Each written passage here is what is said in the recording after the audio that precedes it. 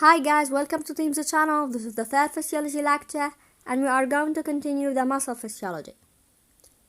In this lecture we are going to know how does the muscle contract, metabolic changes occur during muscle contraction, and factors affecting muscle contraction. Excitation contraction coupling is a process by which depolarization of the muscle fiber initiates contraction when a nerve impulse arrives at the motor end plate.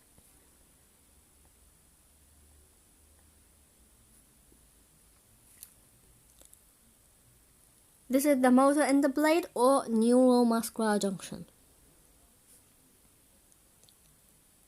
The arrival of action potential at the nerve terminal would lead to the calcium influx. Calcium influx causes the release of acetylcholine into the synaptic cleft by exocytosis. Since the release of acetylcholine was caused by calcium influx, we would call it calcium-dependent exocytosis. Now acetylcholine would cross the synaptic cleft and bind to nicotinic receptors. These receptors are found here, on this membrane. The binding of acetylcholine to these receptors would lead to the opening of sodium ligand-gated channels, leading to sodium influx and so depolarization of the membrane. So now the action potential would spread on either side of the membrane as well as the T-pupules. Depolarization of T-pupules would lead to conformational changes in dihydropyridine receptors found on these T-pupules, and of course would lead to activation of other receptors in the sarcoplasmic reticulum, which would finally lead to the release of calcium from the sarcoplasmic reticulum into the sarcoplasm. Now the calcium ions will bind to troponin C, causing it to change in shape, and of course affecting the tropomyosin, leading to exposure of the actin active sites. Myosin now would bind to actin, and we will call this cross-bridge formation. The myosin would pull the actin away from the line and towards M line. Remember, M line is the center of the sarcomere. Now, ATP would bind to myosin, causing it to leave the actin. Then ATP would be hydrolyzed into ADP and a phosphate group by help of ATPase found on the globular head of the myosin. This is the globular head of the myosin. Now, myosin have enough energy to bind to the actin again, but to a new site, and further pull the actin towards the M line. This cycle is repeated as long as the calcium ions are found in the sarcoplasm. This means, as the action potential ends, the sarcoplasm would actively uptake the calcium ions, leading to blockage of the active sites of the actin. So no longer interaction occurs between the myosin and the actin. The final step is to be known as muscle fiber relaxation.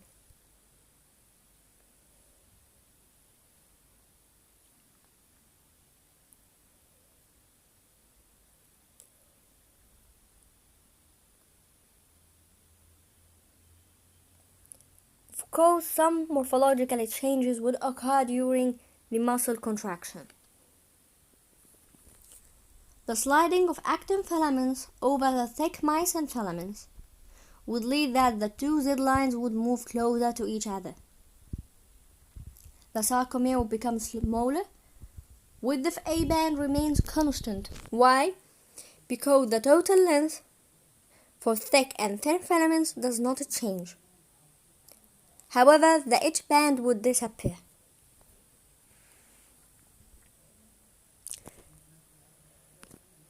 This is shown in this diagram.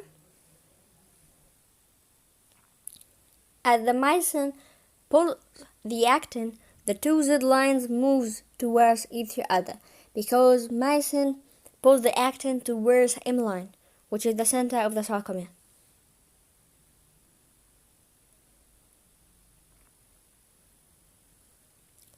As you see here, the A band does not change, while the H band have disappeared. Why? H band is made of only myosin, but now, during contraction, the overlap of the thick and thin filaments caused this area, which is known as H band, to disappear.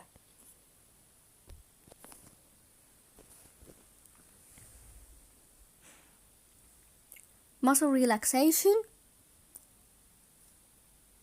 Acetylcholine would be broken down by choline esterase, which is found in the synaptic cleft.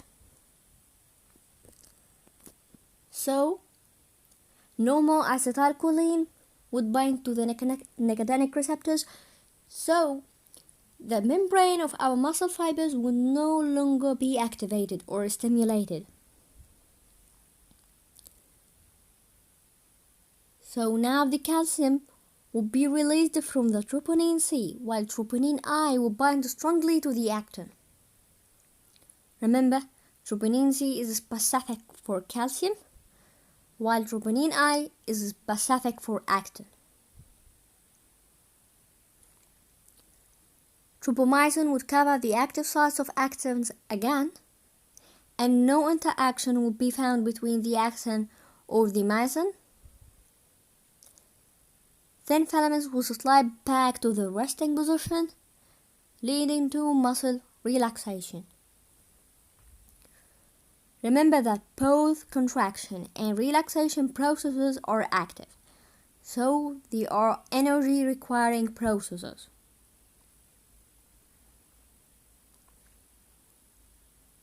Power stroke during cross-link needs ATP.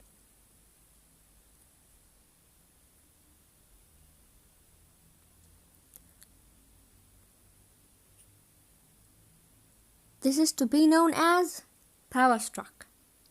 This step actually is known as power stroke, which is number 4. Of course, it needs energy, and that's why ATP was hydrolyzed, so that the myosin would be able to bind to the actin and pull it towards the M line.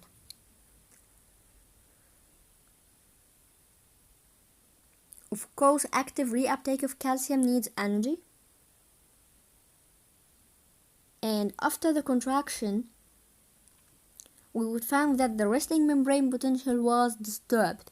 So, sodium-potassium pump is there to maintain the normal resting membrane potential, and of course, this pump requires ATP.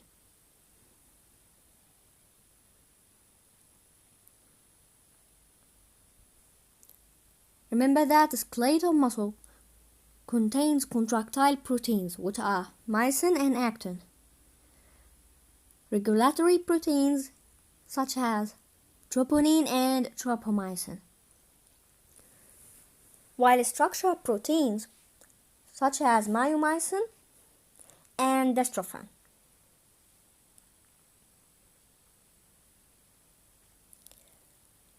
Myomyosin is very important to hold the thick filaments into the M line,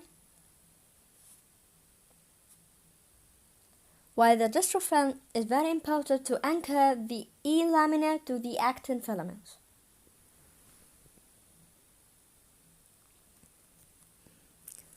Our skeletal muscle also contains energy-producing substances such as glycogen, creatine phosphate, and ATP, as well as inorganic ions.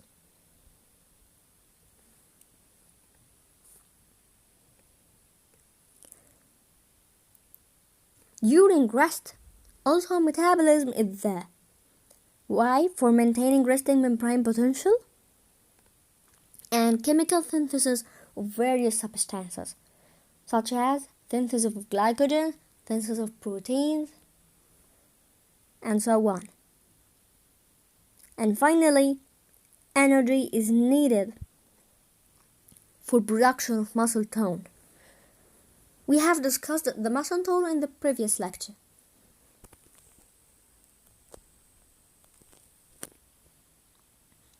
During activity, as I mentioned, we need ATP. So at the beginning, we will break down the ATP which was already there inside the cell. Now ATP is depleted. It needs to be regenerated. There are two methods of regeneration: rapid regeneration and slow regeneration. Try to think, during contraction, would I use the slow regeneration or the rapid one? Of course, the rapid one, because, for example, if you need to lift a heavy bag, during moving with this bag, when your ATP is depleted, would the cell use the slow regeneration process? Of course not. This means that you need to wait in order for the ATP to regenerate it by the slow process? Of course not. So you need rapid regeneration of the ATP, and this occurs by two methods: anaerobic glycolysis and creatine phosphate. Creatine phosphate would donate us a phosphate group so that ATP would be produced while creatine is produced.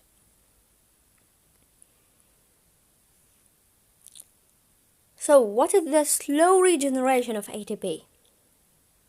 Glycolysis, which we have talked about in the biochemistry. Remember, anaerobic glycolysis lasts for a short time, so it's self-limiting. Why? Because the end product of the anaerobic glycolysis is lactate, which is going to accumulate, leading to decrease in the pH of the cell. Decreasing the pH would affect the enzymes of our cell. And of course, you need to stop the exercise. And that's why it's self-limiting process.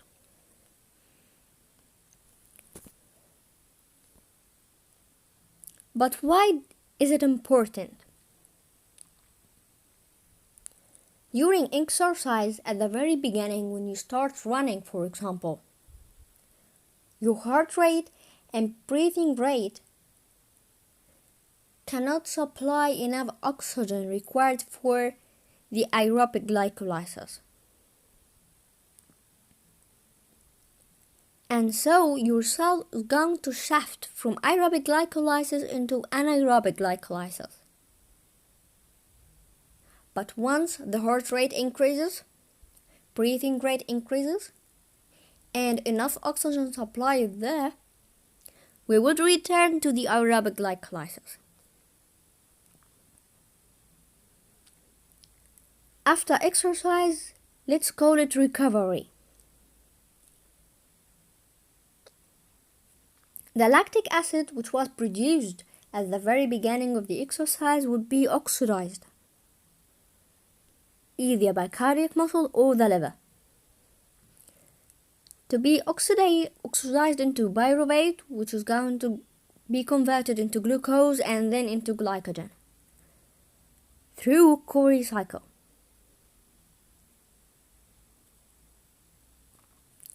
While the fatty acids would be oxidized in the skeletal muscle into carbon dioxide, water, and energy.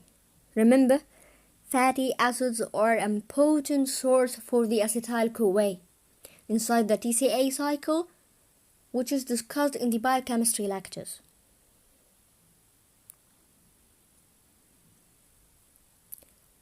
TCA would lead to the production of ATP by aerobic glycolysis.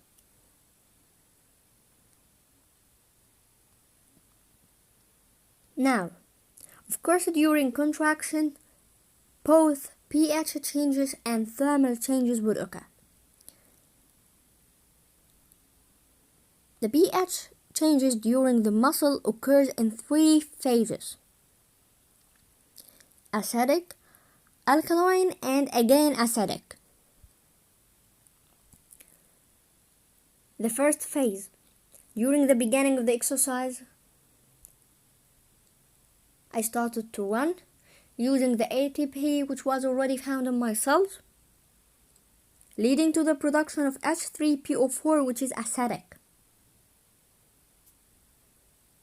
So the pH of my cells is going to decrease. Now ATP is depleted. I need to regenerate ATP. How? I'm going to take a phosphate group from creatine phosphate, leading to production of creatine and ATP. Creatine is alkaline, and of course it would accumulate inside the cell, so it would increase the pH of the cell, leading to alkaline phase. Finally, when the anaerobic glycolysis is now ready to be used, or the aerobic one, both of them would lead to the accumulation of two acids, either pyruvic acid by the aerobic glycolysis or lactic acid by anaerobic glycolysis. Both of them are acidic, decreasing the pH and again returning to acidic phase.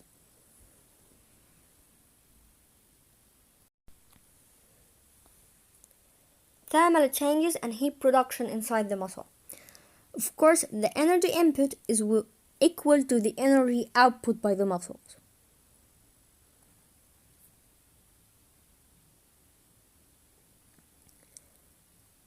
Remember single muscle twitch, which is a short contraction followed by relaxation, which was already produced by single action potential.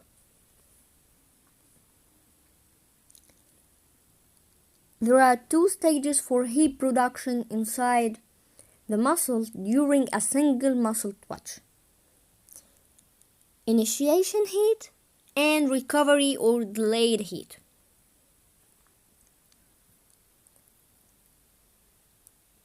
From its name, initiation, which means the initial heat, which is fast, contraction or relaxation, of course contraction. So this heat is produced during the contraction process. There are two types of initiation heat: activation heat or shortening heat. The activation heat is actually produced by the chemical processes that would produce and maintain contraction. Any chemical process that occurs in order to produce and maintain the contraction. An example for this: the conduction of action potential along the muscle surface. This is to be known as activation heat. While the shortening heat only occurs during isotonic contraction. But why? Due to sliding of the actin filaments over the myosin filaments. Remember, in physics, this is a type of friction. Friction means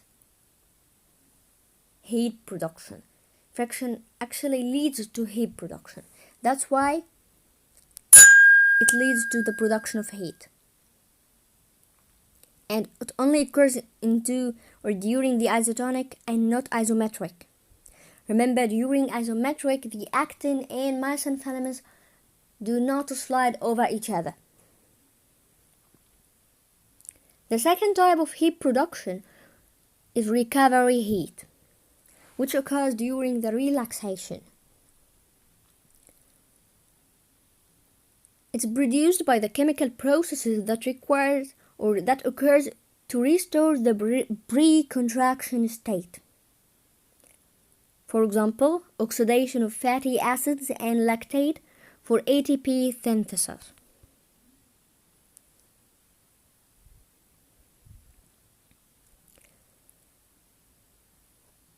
The same as initial heat, some of the relaxation heat is produced in case of isotonic contraction.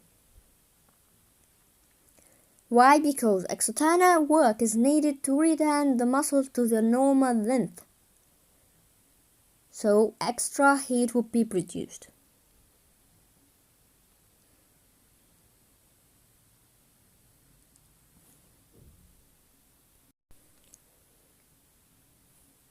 Now we are going to go through the factors affecting the simple muscle twitch.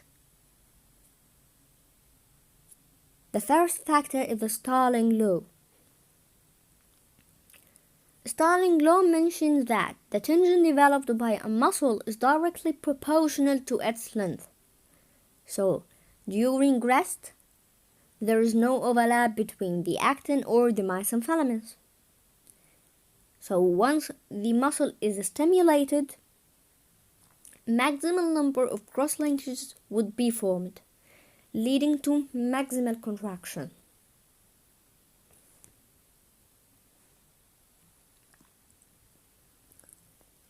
What if my muscle is stretched?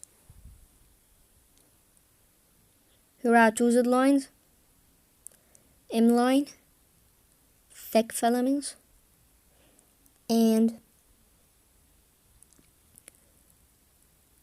thin filaments.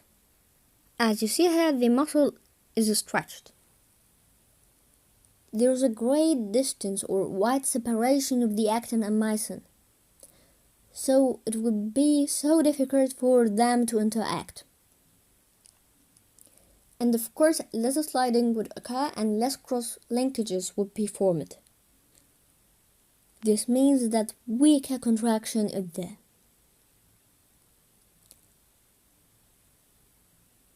What if the sarcomere is shorter than the optimum resting length?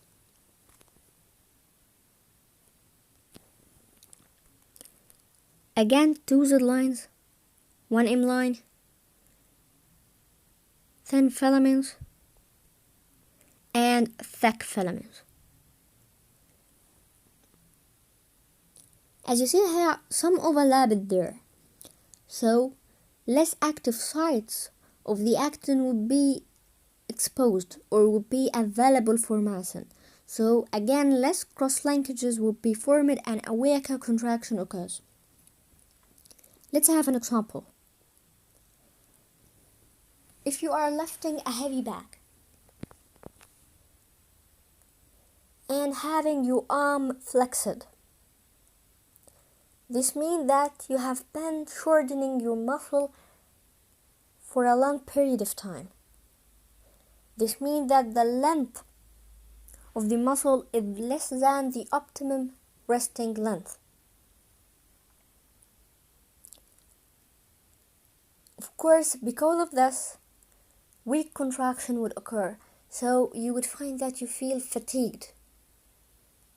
I no longer can lift this bag. Unconsciously, you would find yourself leaving the bag into the ground and lifting it again. Why? While lowering the bag, you allowed your muscle to return to optimum resting length, providing more active sites to be available. So more cross linkages would be formed, leading to maximal contraction again.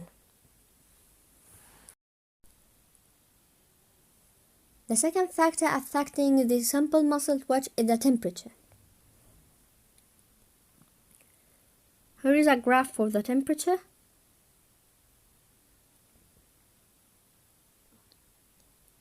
By increasing the temperature, kinetic energy for molecules increases, leading to acceleration of metabolic reactions and acceleration of the myosin ATPase efficiency, which is a very important enzyme involved in the contraction. In addition, this leads to decrease in the viscosity to ease the sliding of actin and myosin filaments. Why? Because friction is decreased, and so the resistance between the two filaments also decreased. At very low temperatures, kinetic energy would decrease, and so metabolic reactions would decelerate. However, at very high temperatures, proteins involved in maintaining the shortening of the muscles coagulates, leading to something known as heat rigid, which means that the muscle will remain contracted. fatigue. Remember, nerve is not fatigable. However, the muscle and the neuromuscular junction, both of them are fatigable. The first possible site of fatigue is the neuromuscular junction, and actually this is caused by the depletion of the chemical transmitters due to continuous indirect muscle stimulation. This is characterized by the reduction in the strength of the contraction. Of course, neuromuscular junction fatigue, so less acetylcholine would be provided, and so less stimulation of the muscle, so the strength of the contraction would decrease. And of course, all the phases of that twitch would take longer time.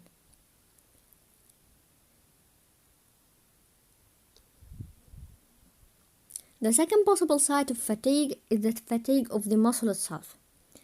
Actually, this is caused by either the depletion of energy sources, ATP, creatine phosphate, and glycogen, or the disturbances found in the blood flow, which means that interruption of blood flow through contracting muscle, so less nutrient supply and less supply of oxygen will be there. And of course, the accumulation of lactate and any other acidic metabolites or alkaline metabolites would affect the pH of the cell, affecting enzymes involved in this cell, leading to decrease in the metabolic reactions and fatigue of the muscle.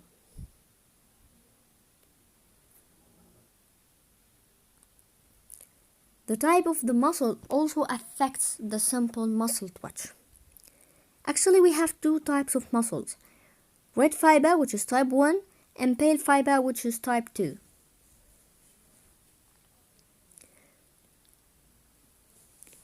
The red fiber uses oxidative phosphorylation as the primary source of ATP, while the pale fiber use anaerobic glycolysis for ATP production. Remember, oxidative phosphorylation is not a self-limiting process, while anaerobic glycolysis is a self-limiting process. Of course, anaerobic glycolysis leads to production of less ATP than the oxidative phosphorylation, and that's why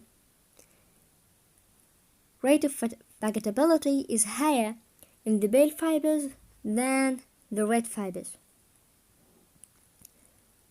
This is the first cause why it becomes fatigued earlier, because less ATP is produced, and so ATP would be depleted inside the pale fibers much easier than the red fibers. The second reason is the anaerobic glycolysis used by the pale fiber. Accumulation of lactate would stop the contraction because it affects the pH of the cell. However, oxidative phosphorylation produces water, carbon dioxide, and ATP. We can get rid of the carbon dioxide easily by diffusion out of the cell, and then we would release it with the water vapor out of our nose or out of our lungs.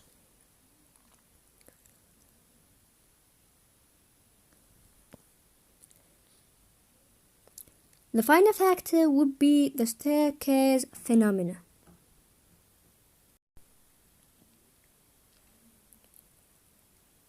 Successive action potentials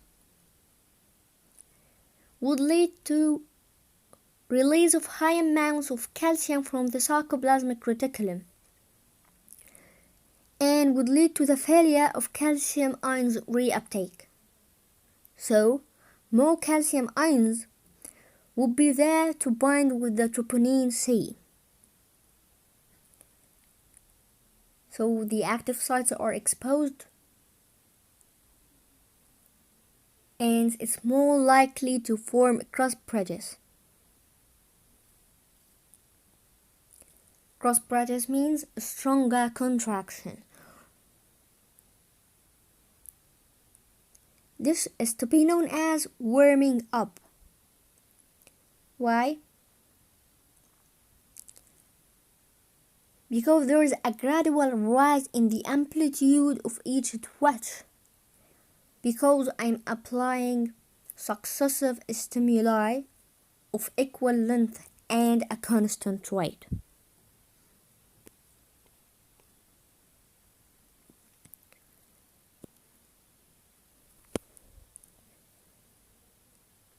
Action potential. Simple muscle twitch. Again, action potential. But the time here was enough so that we didn't reuptake the calcium yet. So if you applied here a next action potential or a second action potential, the calcium ions are still there in the sarcoplasm.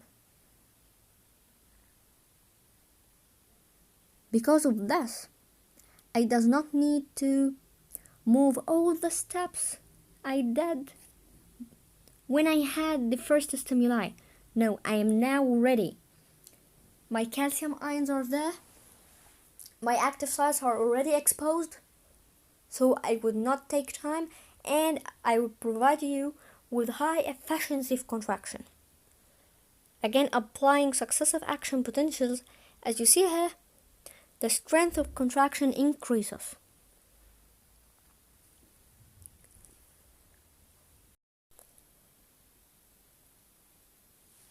Before ending our lecture, let's have some medical applications. The first one is the physiological contraction. This is a state of sustained muscle contraction that is not initiated by an action potential. This occurs when the muscle is overworked or fatigued. Please remember, in order to maintain relaxation, ATP is required for the reuptake of calcium ions by the sarcoplasmic reticulum. It's very important to trap the calcium ions in order not to initiate any contraction again. So, after a severe exercise, your ATP would be depleted. And of course, no energy would be provided for the active uptake of the calcium by the sarcoplasmic reticulum. Unfortunately, this means that the calcium ions will be released into the sarcoplasm, binding into the troponin C and initiating contraction.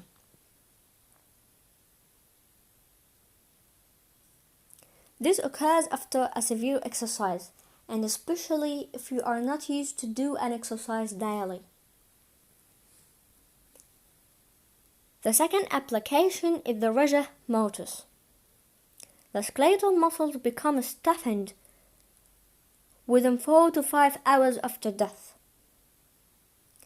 However, this starts to disappear after 12 to 15 hours later. Why?